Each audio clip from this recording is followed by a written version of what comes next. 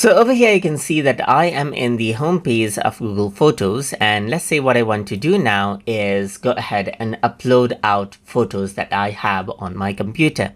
In that case, all you need to do is go ahead onto the top right hand side, and here you can see that plus button is an option.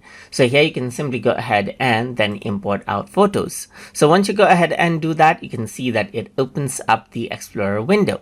So now over here, I'm going to go around onto, let's say for example, images, and now I can simply select out the images that I want to import.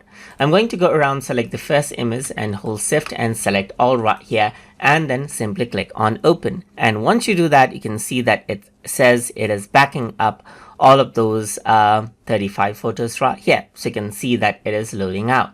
And that is simply how you can actually go ahead and upload out photos from your computer right here, just like this. You can also show more, and you can see the details right here of the photos being uploaded, as you can see, just like this. So you can see that it is almost done now.